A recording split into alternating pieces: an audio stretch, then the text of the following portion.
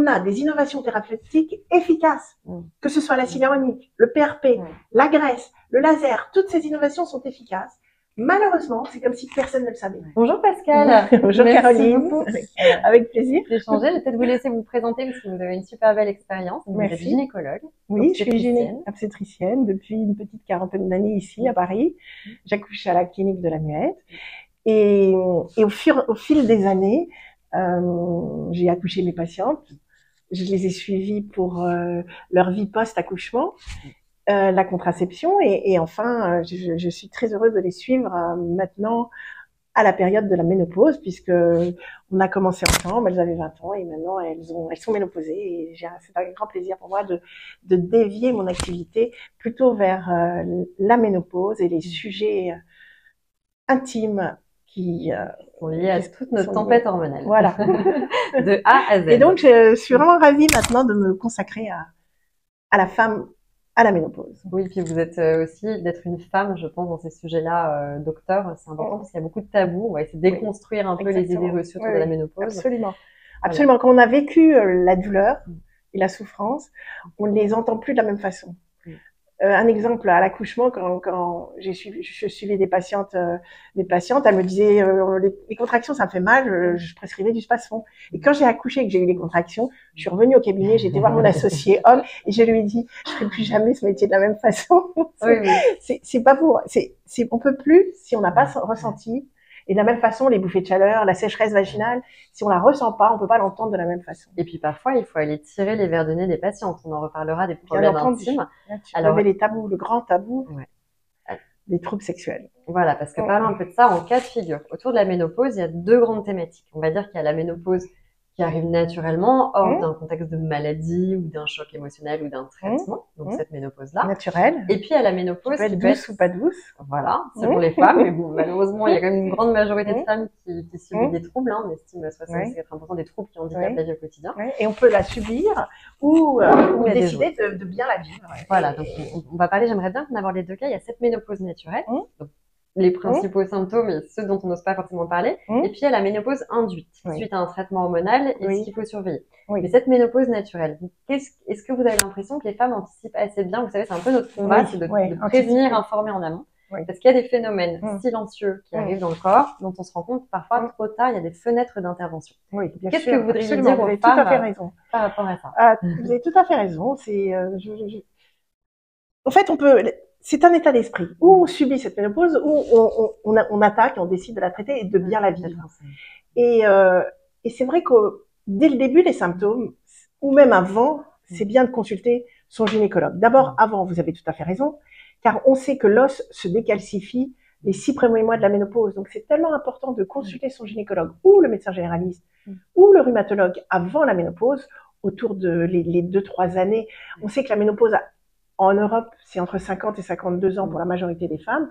Consulter le gynécologue ou le médecin généraliste à partir de 45 ans, c'est raisonnable. Parce que c'est l'époque où on a les troubles hormonaux, qui sont la période la plus difficile à vivre. C'est la période où l'os se décalcifie, où il faut protéger l'os. Vitamine D, calcium, c'est le minimum. Et faire la densité osseuse.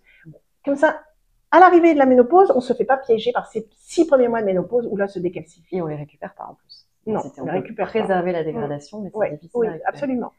Et puis, arrivé à la ménopause, pourquoi passer du temps à souffrir avant de décider d'être traité? On en parlera tout à l'heure. Et puis aussi, pourquoi attendre une longue période? Des patientes se disent, bon, ça va, je vais attendre, je vais résister. Elles résistent 5 à 10 ans et puis finalement, elles vont vers leur gynécologue pour demander un traitement. Malheureusement, c'est trop tard. Quand on a été privé, absolument. Quand on a été privé d'œstrogène, quand le sein a été privé d'œstrogène pendant 5 à 10 ans, c'est pas une bonne idée de réintroduire l'œstrogénothérapie. Là, ça n'est pas recommandé. Le corps a changé d'état. En fait, c'est vraiment un changement d'état. Et donc, absolument. Et ça n'est plus recommandé de donner un traitement hormonal après les 5-10 ans du début de la ménopause, même en dehors des contre-indications habituelles. En fait, c'est bien parce qu'on a un nouveau recul sur les hormones. On va un petit peu redorer le blason au vu des traitements hormonaux. Mais que ce soit pour la pilule contraceptive, en tout cas les moyens de contraception hormonaux ou le traitement hormonal substitutif, où là on va ajouter des oestrogènes et de la progestérone, on en revient un peu à se dire que finalement, c'est plutôt la durée d'exposition de ces traitements qui va jouer. Donc, il y a la notion de sevrage qui intervient. Et on a entendu, par exemple, pour la pilule contraceptive, que c'était 10-15 ans en moyenne qu'il fallait mieux pas dépasser 10-15 ans. Aujourd'hui, on se rend compte que c'est quand même très différent. Bien sûr. C'était un peu devenu en systématique au moment de la sortie de la pilule. Et pour le traitement hormonal, il y a quand même, dès le départ, dès que vous traitez, il y a cette notion de sevrage. Oui, tout à fait, tout à fait. Par exemple, pour la pilule, on essaie de limiter. Les patients qui commencent la pilule à 15 ans. Donc, on essaie de limiter. Puis, arrivé vers 20-25 ans, on essaie d'introduire le stérilet quand ils n'ont pas envie d'être enceintes tout de suite. Et les fabricants ont créé des stérilets, des tailles mini pour les jeunes filles, justement, qui n'ont jamais été enceintes. Car autrefois, on ne mettait le stérilet qu'aux patientes après une grossesse. Ouais. Et donc, maintenant, on peut réduire la durée de la pilule grâce au stérilet. Et puis, absolument pareil pour la ménopause. Le traitement hormonal de la ménopause, personnellement, je pense que c'est un miracle et un bienfait magnifique, en dehors des contre-indications, et quand les femmes sont motivées et en ont envie. Mais évidemment, on est soumis à des recommandations officielles de la Haute Autorité de Santé. Et on a eu cette grande étude, qui a été catastrophique aux États-Unis, qui a lancé une mauvaise rumeur, qui a fait que plus aucun gynéco ne donne de traitement hormonal. Sur des traitements qui n'ont jamais été distribués en France. Absolument. Et donc, on va en revenir à cette étude, mais la Haute Autorité de Santé a rétabli la vérité sur le traitement hormonal de la ménopause que l'on donne à présent, qui sont des hormones biosimilaires. Et grâce à cette nature d'hormones, on a le droit de traiter les patientes en dehors des contre-indications, en mesurant le bénéfice-risque, et on se rend compte que le bénéfice est bien supérieur au risque. On va en parler des bénéfices et des risques, et c'est une question de temps. Le risque minime d'augmentation du risque de cancer du sein dépend du temps d'exposition au traitement. La Haute Autorité de Santé préconise qu'on fasse un traitement de 5 ans. Au bout de 5 ans, on reprend le problème, on essaie d'arrêter. Selon l'état des femmes, soit elles sont très bien à l'arrêt du traitement parce qu'elles ont passé cette période critique des 5 premières années de la ménopause et on arrête, en continuant bien sûr la protection osseuse et le reste. Et on arrête progressivement? Non, on peut arrêter. Et si les femmes sont malheureuses à l'arrêt, on prolonge 5 ans de plus. Au bout des 10 ans, on recommence, on réévalue le traitement. Il y a des patientes qui ne peuvent pas arrêter le traitement. Et donc, le risque, le traitement hormonal ne va pas créer un cancer du sein si vous ne l'avez pas. D'où l'intérêt de faire une mammographie, bien entendu, avant. Et donc, c'est une question de temps. Le risque est minimum, il y a une légère augmentation du risque avec le temps d'exposition. Parce que les oestrogènes sont stimulants, ils peuvent stimuler le cancer une fois qu'il est là, mais absolument, pas le créer. Absolument. Mais une nuance très importante, c'est qu'une femme qui a un cancer du sein et qui est traitée par hormones a un meilleur pronostic que la femme qui n'est pas traitée. C'est évident. La femme traitée est surveillée chaque année. Chaque année, elle vient chez son gynécologue, elle fait sa mammographie régulièrement. C'est de la surveillance. Si elle avait un cancer du sein, on ferait un dépistage en général très précoce. Une femme qui est ménopausée, qui n'est pas traitée, n'a plus vraiment raison de venir chaque année en consultation. Le frottis, une fois qu'on l'a fait une fois, frottis normal, test HPV de papillomavirus négatif, on lui demande d'en faire un autre 5 ans plus tard. Pourquoi? On n'a pas besoin de venir chez le gynéco. Suivi gynécologique. Il n'y a plus de suivi. C'est 50 dommage, ans, 55 ans, encore elles viennent, mais c'est fini après. Mais c'est quand même la phase où il faut surveiller plus les cancers du sein et les cancers des ovaires et tout ça. Et voilà, et le cancer de l'ovaire. Il n'y a pas d'échographie. Lors d'une consultation de gynécologie, on fait un examen clinique. Également, on fait une échographie. Enfin, la majorité des gynécos, ou sinon, l'envoie aller en faire une échographie pelvienne pour contrôler les ovaires. Le problème du cancer de l'ovaire, c'est un organe profond, très difficile à surveiller. Le cancer de l'ovaire, on ne sait pas le diagnostiquer. On peut s'en douter quand on fait une échographie au décours de l'examen clinique qui doit être fait. Consultation de ménopause, on doit faire une échographie au décours pour aller voir l'ovaire. Si on voit un doute sur l'ovaire, une hypervascularisation, une augmentation de volume de l'ovaire, ou un ovaire trop bien vu, alors qu'il doit être atrophié à la ménopause, là, c'est à l'IRM pelvien de faire le diagnostic. C'est même pas à l'échographie. Mais enfin, les femmes sont surveillées. Et une femme qui n'a pas d'hormones, n'a pas de diagnostic précoce, ni de cancer du sein, ni cancer de l'ovaire, ni d'ostéoporose, ni de bien-être. Dans tous les cas, il faut se faire surveiller. Et on va passer aussi aux femmes qui sont sous traitement, parce qu'il y a eu beaucoup donc on parlait des contre-indications, donc notamment au niveau des cancers du sein, c'était la grande peur qui a été véhiculée. Donc, les femmes ont des cancers du sein. On dit à 75% d'entre elles où c'est hormonodépendant. Donc là, elles doivent avoir une hormonothérapie qui prive, donc un peu l'inverse du traitement hormonal-substitutif, qui prive le sein d'hormones. Elles n'ont pas droit à ce fameux traitement hormonal.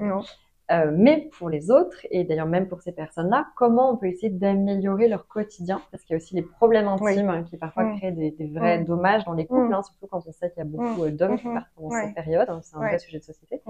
Comment on peut les aider? Parce que je sais que vous êtes très au fait des techniques autour de l'intimité. Oui, bien sûr. C'est important d'en parler. Alors, les femmes qui prennent un traitement hormonal, elles sont un peu protégées des troubles sexuels. Celles qui n'en prennent...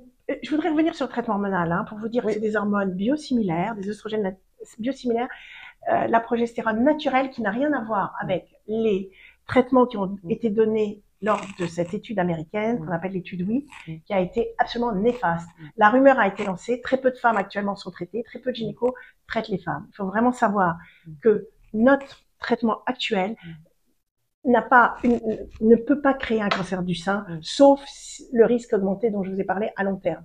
Il faut savoir que,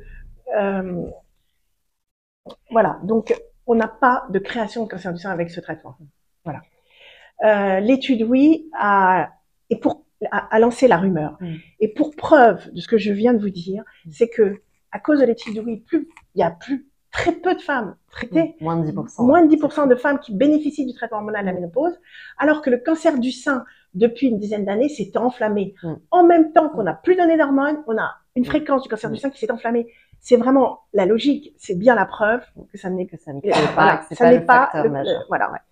Pour les femmes qui n'ont pas le droit, soit les femmes traitées pour cancer du sein, soit les femmes qui n'ont, pour d'autres raisons, pas le droit de prendre des hormones, génétiquement, BRCA1. Celles qui sont exactement, qui n'ont pas eu de cancer du sein, mais qui sont dans des familles où il y a une grande fréquence de cancer du sein, on fait un test génétique et on voit qu'il y a une mutation d'un gène qui prédispose, ces prédispositions familiales au cancer du sein. Celles-là, on évite de les traiter. Et puis, généralement, elles sont même opérées. C'est là qu'il faut se renseigner dans ces familles-là. Oui, également. Celles-là, on leur conseille, après avoir fait leur famille, 45, 50 ans, selon les cas, de faire une annexectomie, d'enlever les ovaires. Et donc, elles se retrouvent en état de ménopause chirurgicale très brutale.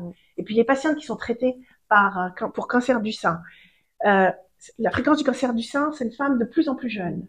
C'est les femmes jeunes qui ont le moins de chances de faire un pass sur la chimiothérapie. Celles-là, après chimiothérapie, elles se retrouvent en état de ménopause précoce. À 40 ans, elles sont ménopausées. C'est un drame car elles ne peuvent pas utiliser, bien entendu, d'hormones. En plus, elles ont une hormonothérapie adjuvante 5, 10 ans, c'est de plus en plus long. Ce traitement permet de rendre aveugle le sein aux œstrogènes. Et pourquoi c'est de plus en plus long? Parce qu'on considère qu'il faut les protéger de plus en plus longtemps. Elles sont jeunes, ces femmes ont 40 ans. Les cancers sont plus agressifs. Les cancers sont plus... Et ça les protège de la récidive. On considère que, en majorité des cas, elles sont protégées de la récidive avec cette hormonothérapie adjuvante.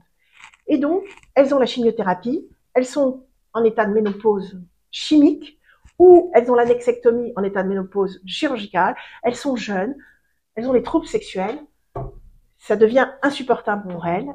On sait qu'il y en a 30% qui arrêtent leur hormonothérapie adjuvante, qui les protège de la récidive. Aussi, c'est très important de les prendre en charge.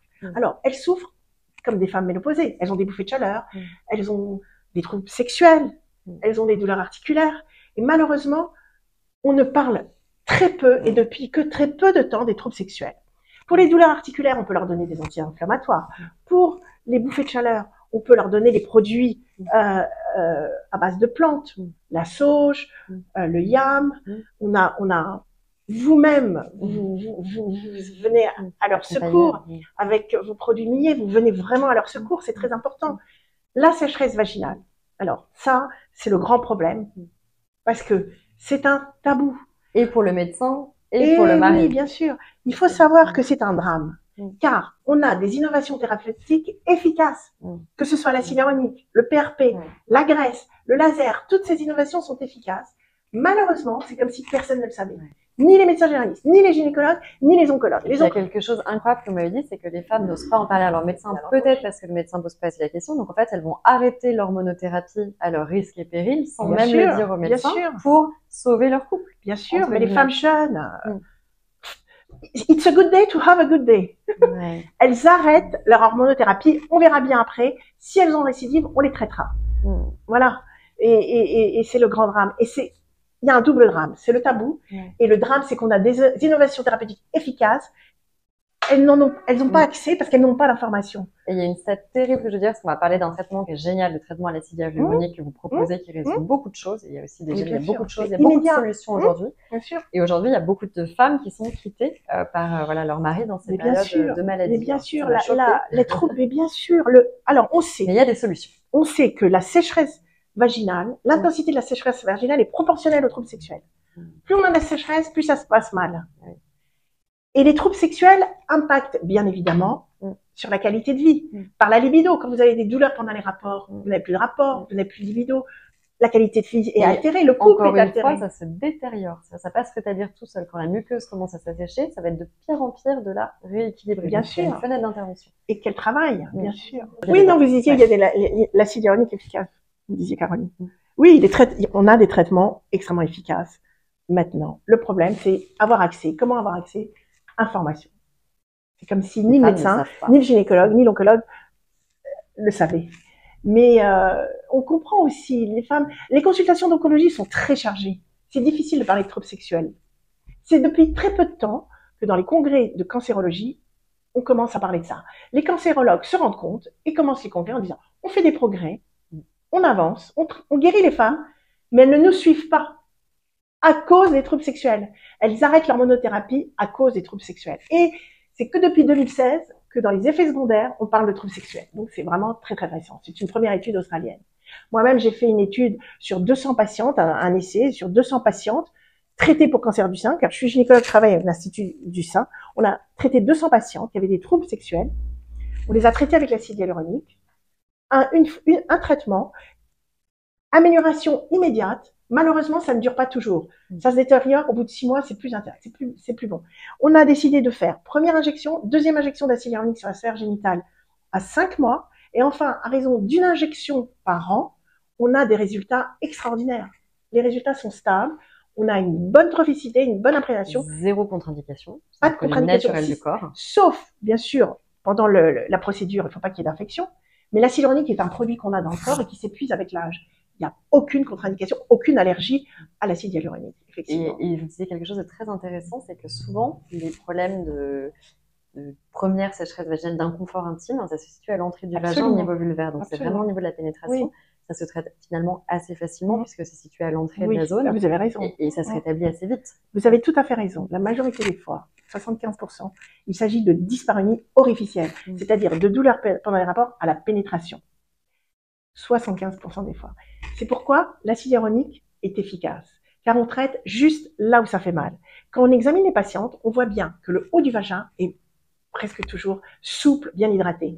Ça commence à se dégrader, tiers inférieur du vagin et le vestibule. Le vestibule, c'est la partie la plus fragile de la vulve. Et là, dès qu'on touche, on déchire les patientes. C'est rigide, c'est fragile, on les déchire. Le traitement consiste à injecter cet acide hyaluronique ou l'acide hyaluronique avec du PRP ou de la graisse sur cette zone. Ça se fait au cabinet, pas pour la graisse, il faut aller au bloc opératoire. Mais PRP et acide hyaluronique, c'est tellement simple, sous anesthésie locale, c'est facile, rapide, indolore, ça se pratique au cabinet sous anesthésie locale. On injecte sur cette zone un produit visqueux qui apporte immédiatement l'élasticité.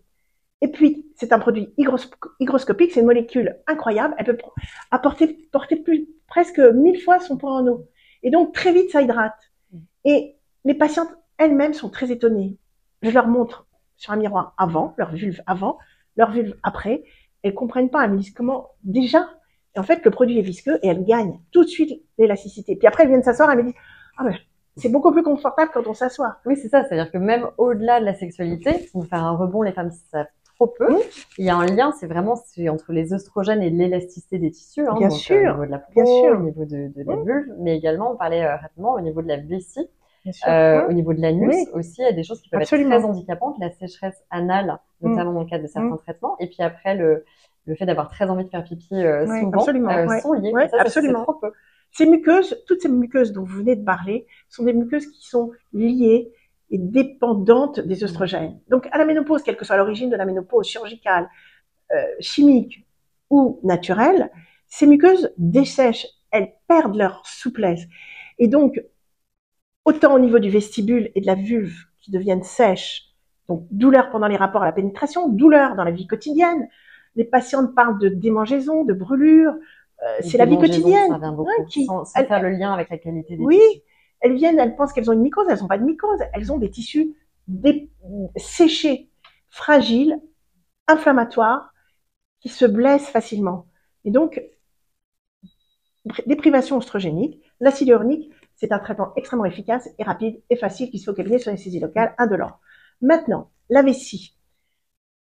Très souvent, enfin en tout cas quand on leur pose la question, on revient sur tout ce problème-là. Si on ne fait pas d'interrogatoire ciblé, si on ne pose pas la question des troubles sexuels, personne ne vous répond.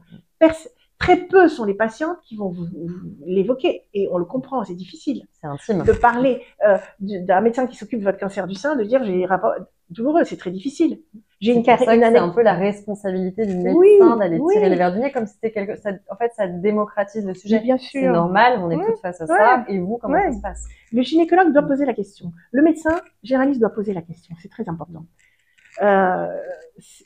Voilà. C'est notre métier, on doit le faire. Il y a des caricatures, j'ai des réponses caricaturales, j'ai des patientes qui m'ont dit, une qui a osé le dire à son oncologue et à qui on lui a répondu, ah bah c'est drôle, vous êtes la première à m'en parler.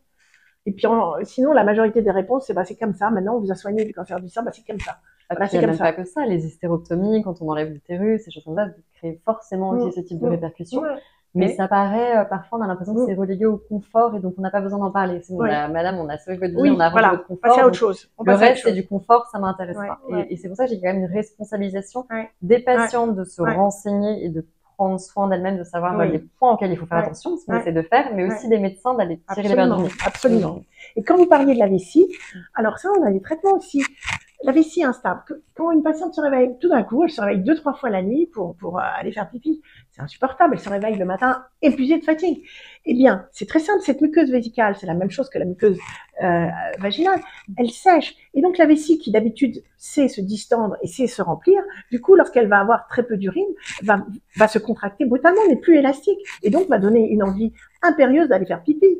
Et la nuit, c'est le cas, on va 3-4 fois faire pipi. Ou alors, il faut aller faire pipi en urgence. Et ça, le traitement est très facile. Il suffit de donner 1, 2, 3 fois par semaine une petite gélule d'acide hyaluronique au fond du vagin. Ça passe dans la vessie et ça améliore, c'est très efficace. Et puis pour les problèmes anal, ça c'est le vrai drame. Les patients qui ont un cancer du rectum, qu'on a traité, qu'on a irradié sur cette zone-là, elles ont une sécheresse énorme. C'est très difficile à traiter, que ce soit avec l'acide hyaluronique, le PRP, la graisse, c'est très difficile.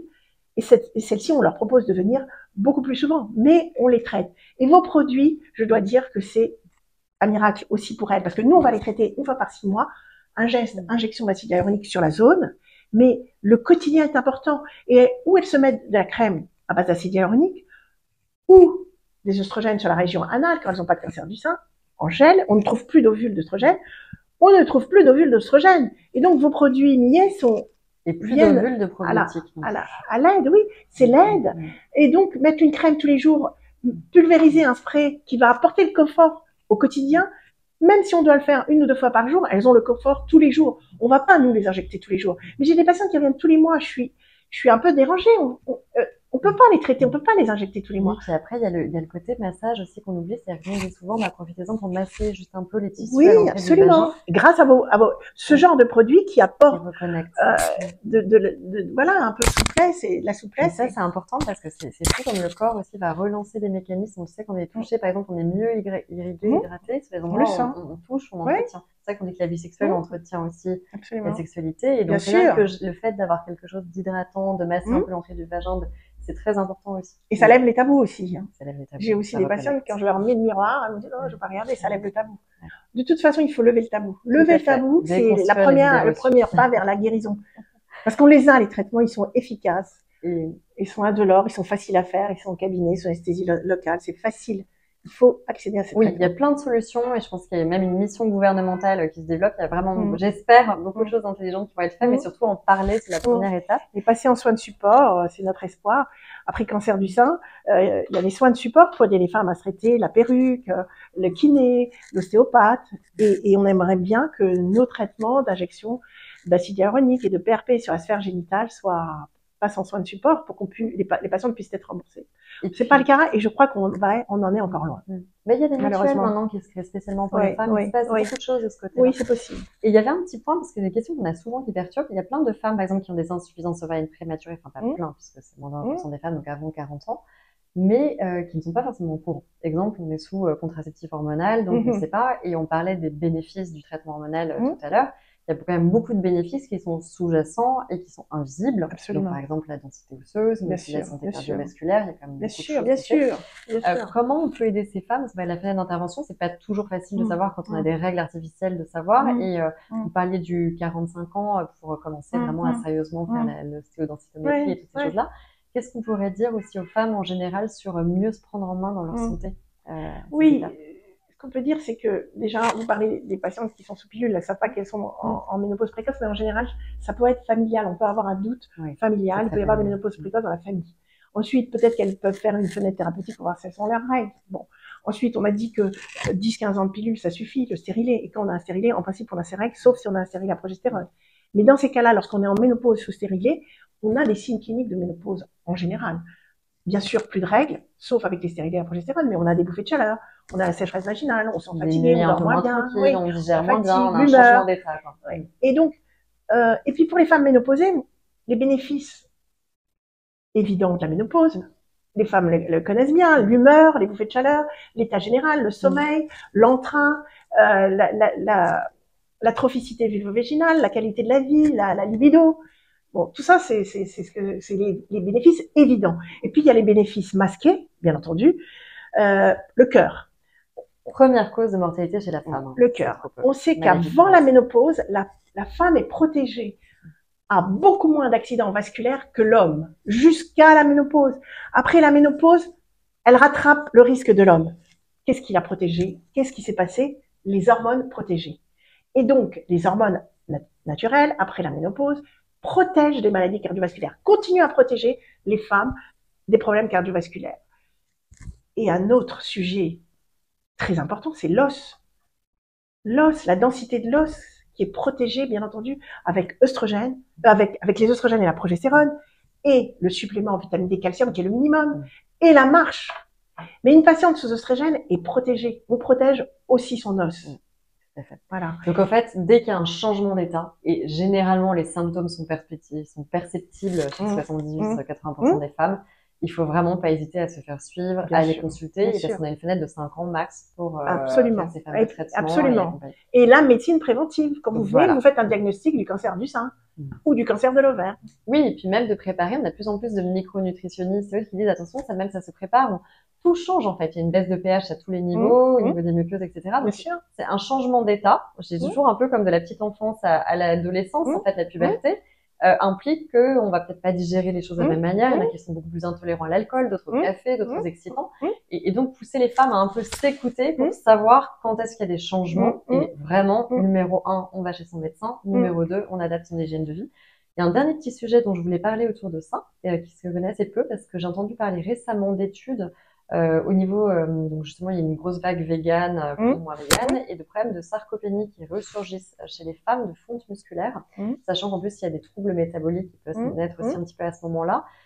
Vous en pensez quoi par rapport aux protéines, aux fontes musculaires? Oui, alors, il y a plusieurs choses. Il y a déjà, sur le plan de l'hygiène de vie, faire du sport, entretenir son muscle. Et l'os, ses muscles, et l'os, et les muscles.